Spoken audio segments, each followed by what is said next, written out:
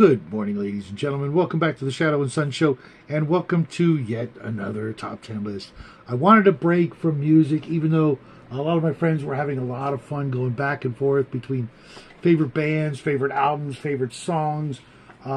Music has got so many different ways to categorize it.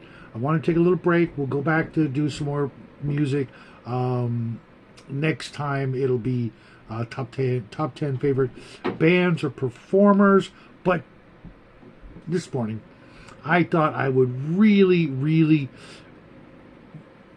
crank up the challenge level on this one. I'm going to call it a 12 because I got two honorable mentions. So 12. I actually had a list. I started out with about 20. And a little thing that some of you know about me, some of you don't.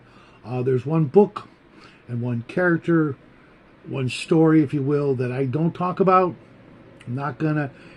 It tops everything. I'm sure you guys can kind of guess what it is. So I'm not gonna talk about it. It would be my number one if I talked about it, but I'm not gonna because this isn't something I'm comfortable talking about. So we're gonna start off with my first honorable mention. And that would be none other than Solomon Kane as one of my all-time favorite fictional characters. A little spoiler, Conan did not make my top 10. I absolutely love this Conan stories. I love Robert E. Howard's work. But when I had to boil it down, Conan doesn't even make the top 20. Yes, I know he's a smart guy, but to me, he's still a meathead. He's just a fighter. Go ahead and, give me all your hate, in the comment section. But to me, especially thinking about how all of you love him being portrayed by the biggest meathead of them all, the guy who literally thinks with his small head, not his big head, he doesn't make the top 20. I do love Conan, don't get me wrong. I even love Savage Sword of Conan, but mostly I love it for the art, and I do keep my Conan books right there in the most honored position in my library next to my complete works of Roger Zelazny, which trumps, as you guys know, everything else I ever talk about. Next, another honorable mention. I actually like this character more than I like the character he was inspired by, that being Batman. Batman does not make the top 10 list, but Moon Knight. I liked the fact that Moon Knight was more or less a self-made man, a mercenary who, through adventure and smarts and whatnot, created a vast financial fortune, his secret identities, and then gaining his Moon Knight persona and powers. I just always liked that origin much better than the mommy and daddy got killed, I inherited their money, and now I'm gonna go get revenge on someone who's already probably dead of old age by the time he was old enough to exact his revenge. So Moon Knight makes my second honorable mention. My third honorable mention, because I can't count, is none other than Hank Venture. That's right, not Brock. Hank. Hank, I think, is the true hero of the story. He is given nothing but the short end of the stick, and he still comes out with the cheerfulest spirit, the go get 'em attitude, a certain kind of strength of physicality and character, and there's something about his naivete and his charm and his innocence that I just absolutely love, which is probably why my number 10 is also a similar kind of character, none other than Luke Skywalker, not Han Solo, not Boba Fett. Boba Fett almost beat him, but when I think back as a youngster, Luke Skywalker was one of my very first favorite heroes. There was everything in the world to look up to about him. His sacrifice, his dedication, his loyalty he was just an absolute, pure good person, character. And for that, he's always going to make a list like this. I know he's not as cool or as exciting, but He's kind of like the Victor Laszlo of Casablanca, the real hero, but pushed off to the side because the world loves a bad guy more than they love a good guy. Speaking of bad guys and good guys, all in the same persona, my number 9 favorite character of all time is Robin Hood. Call me old-fashioned, call me a lover of the classics, but before all these other characters, for me there was Robin Hood. He was just an absolute fun character, doing what he thought was right to help his common man, and just he was just cool as hell. But a little cooler than him, also a fictional character, obviously, but more of a modern character with just. I think he gets the bonus points because of the really absolutely just cool ass world that he lived in, which was our own world, but in the center of our own world, that would be none other than Travis Morgan, the Warlord. I just absolutely love that story, the character, all the ups and downs, and all the just mixing of just about every genre you can imagine, all in one story. And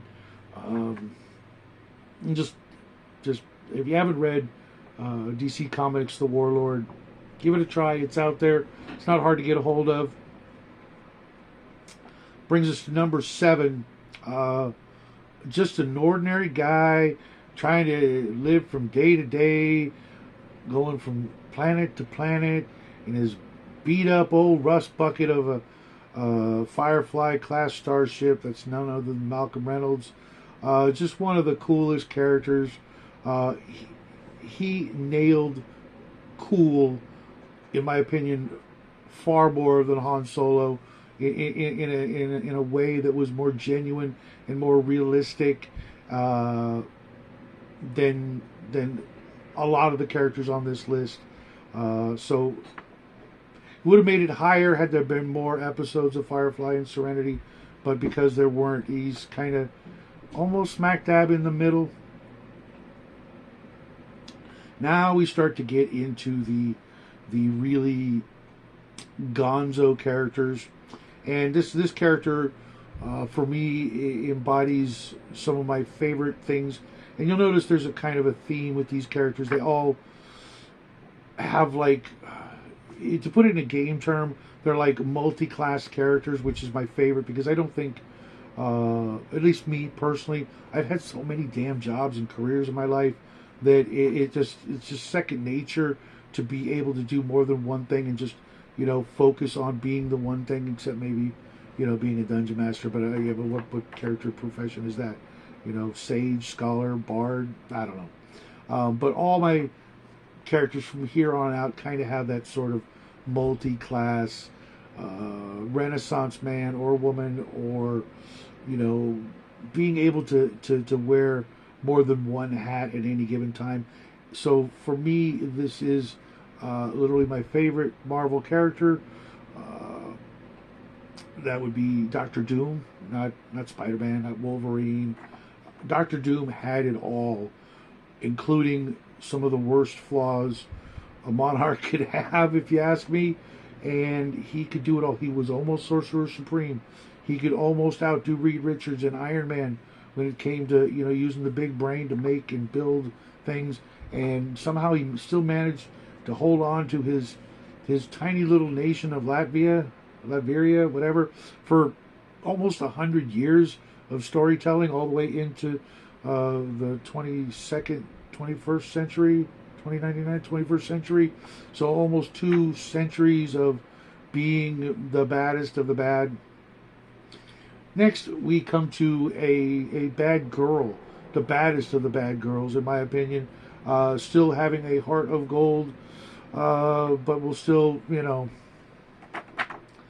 take all your blood. None other than Vampirella. I absolutely love that character. I have since I was knee-high to a grasshopper. She's nowhere near what the average person thinks in the way of what she is, who she is, etc. Actually, a really deep, loyal, interesting character, and so easy on the eyes that she makes it to number 5, right smack dab in the middle of the top 10. Next, at number 4, is John Carter of Mars. Very similar to the Warlord, and obviously the inspiration for Warlord, but with a lot of differences, enough differences to put him here. And when it comes to overall amount of story that there is for this character, there's definitely plenty to keep a guy like me interested, busy, and excited. And I can still read these books and enjoy them more than most of the other books in my collection. So John Carter is stuck right at number 4. Number 3, kind of a far leap away from all of these other characters, because I learned a lot as a youngster about solving problems, trying to solve mysteries and crimes, and it was a big inspiration into some of the things that I would do later on in life when I wasn't rolling dice. That was Sherlock Holmes, the greatest detective of all time, the greatest thinker, the greatest mind. I know he was fictional and not real, but Sir Arthur Conan Doyle really nailed it and really helped inspire me to think about things and pay attention to all the little details in life. Sometimes that one tiny little detail makes all the difference. Coming in at number 2 is a character that embodies, except for, obviously Vampirella, for obvious reasons, embodies all of these qualities, and still managed to be a snide, snarky, mischievous, sarcastic little bastard that entertains the living hell out of me. I'll give you a minute to guess. He hangs out with a big red-haired barbarian. That'd be the Grey Mouser. What his real name is, I don't think is ever revealed, but he was a swordsman excellence, par excellence, however that saying goes. One of the greatest thieves ever written. As a matter of fact, I think he is the absolute apogee of inspiration for the thief that we got, unless it was Cuggle from Jack Vance's The Dying Earth. But I think the Grey Mouser was more fun to read about, more fun of a character. Just the Renaissance man, one part swordsman, one part thief, and a half a helping of magic abuser. For me, he just an absolute great character and one of my all-time favorite characters. And if you have not read Fafhrd and the Grey Mouser stories, what are you doing with your life? And then, of course, it should be no surprise whatsoever, my all-time favorite character of all of fictiondom is none other than Corwin of Amber. The Amber books are my favorite books of all time, with the one exception. And just the level of mystery and intrigue, cloak and dagger, backstabbery, skullduggery, sorcery, epic, beyond epic scale, power level adventure without being, Dragon Ball Z or the Greek gods or things like that. People that seem down to earth, but yet are the original absolute masters of the universe. If you've not read Amber, do yourself a favor, give it a try. Roger had a way of just a magical way of doing everything that he set out to do, and creating these characters. The family of Amber are some of the most memorable characters, I think, of all time. So that is my top 10 list for today, for this week. My favorite fictional characters, all of them worthy of spending a couple hours every once in a while rereading them and never getting bored with them and never getting tired of their antics, their foibles, their mistakes along the way, and their, for the most part, ultimate triumph at the end of their stories. Who doesn't love a happy ending? So that's what I got for you today. I will be back tomorrow, being what, Wednesday morning, with something. Oh yeah, I'm supposed to do the Final Frontier Part 2. Today I had a house full of plumbers. They kind of done. A couple little last minute things they got to do. So I had to be on top of it, and I did not get a chance to read that. But rest assured, that's what I'll do. Matter of fact, I'm going to take that downstairs with me while I go watch some Red Dwarf and listen to some Red Dwarf, and I'll read some Final Frontier and be back Wednesday morning. Until then, happy trails.